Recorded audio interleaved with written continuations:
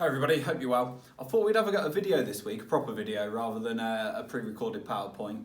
So let's see how this one goes. Right, we've just about finished 2.2, so well done to everybody. The work I've seen has been really, really good. I've been genuinely really impressed. And what we're going to do this week is finish off net trade, which is X minus M, that we'll mention in a minute. And then we're ready to move on, and we're going to introduce the next part, which is aggregate supply. So what have we done so far? I thought it might be useful just to talk it through really. So here we are, 2.2 aggregate demand. First thing we've got is we've got the diagram here. So it looks very much like a demand curve. It's aggregate demand, which is all the spending in the economy as a whole. So what have we got in terms of our spending? We've got consumers, which is the public, households, you and I. We've got investment, which is spending by firms. Government, which obviously is the state spending funded through taxpayers, the money that is paid generally through taxes, national insurance and so on. And we've got the foreign sector, so we've got the exports, which we then have to take away the imports. Obviously the exports is money coming in, it's spending on UK stuff, but the imports is where we're buying things from abroad, so we've got to balance the two out. We've got the diagram here. We've got the price level, so it's theme 1 is price, theme 2 is price level, and this is output, but it's real national output. So the total of all output of all goods and all services that are produced in an economy at any one time. You can see here we've got our factors, and what we've done is we've over time, over the last few weeks, we've worked our way through. So we've got consumption here, which is the largest. You're probably not surprised that consumers spend more than any other entity in aggregate demand. Then we've got our investment, our government, and our net trade. I'll mention a couple of bits that you don't necessarily need to know in a minute. What I've done on here is put all of the bullet points that you've learned. Okay, these two you don't need to worry about, I'll mention them in a second, but all of these bullet points, 5 for consumption, 7 for investment, and exchange rates, the others we're going to do this week, you've looked at and you've studied. They're all mentioned on the specification, which means they could all be asked about in the exam. Well, what do these bullet points mean? Well, these are influences. So it basically means if any of these change, what's going to happen is it's going to move our aggregate demand curve, and that's what we've been looking at. So let's take an example. Let's say that we have an increase in consumers saving. Well, if I save more money, I've got less money to spend.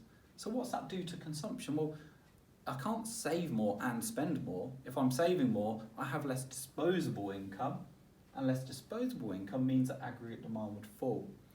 What's going to happen? My consumption is going to go down, and that means that the total of aggregate demand is also going to go down. So I'm going to get this movement here to AD1. And that's what we've done. All of these will all lead to a shift. And what do you need to be able to do as a student if you get a question that says something along the lines of, so let's take a different one. If interest rates were to rise, they're currently at a historic low. If interest rates were to rise, how would that impact aggregate demand? Well, first thing, where does interest rates appear? It appears under consumption, it appears under investment. So I'd be saying to the examiner, interest rates affect consumption and investment, which is going to be up to around about 75% of aggregate demand. Big impact. If we see an increase in these interest rates, it's going to benefit savers. Well, we've just mentioned that we're going to say we might save more. Well, if we're saving more because interest rates go up, again, we can't spend more. And it's going to penalise borrowers, because if I want to borrow to buy a new car and it becomes more expensive, I'm unlikely to buy that new car, or I'm less likely because it's going to cost me more to pay it back. So in this case, consumption would go down, but also investment would go down because firms have to borrow money too.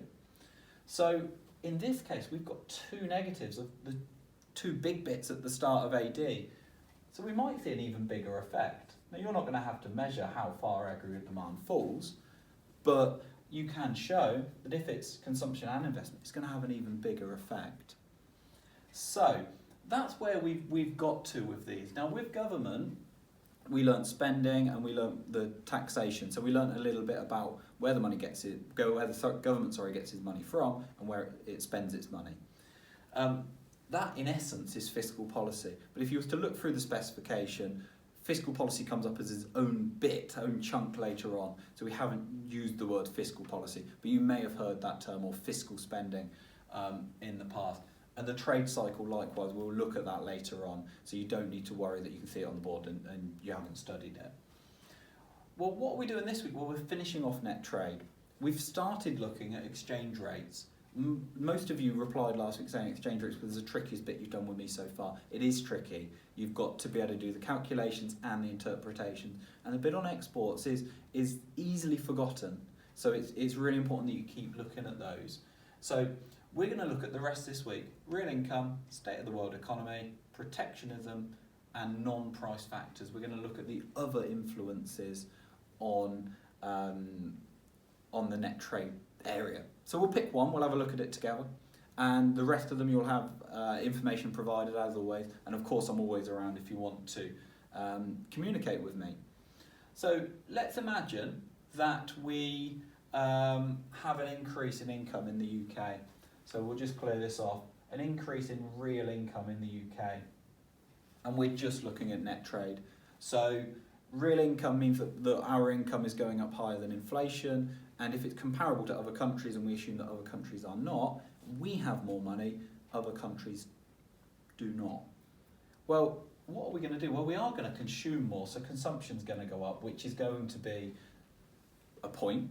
But in terms of net trade, well, we as consumers, we can't buy exports, because if we buy a UK export, it's just consumption.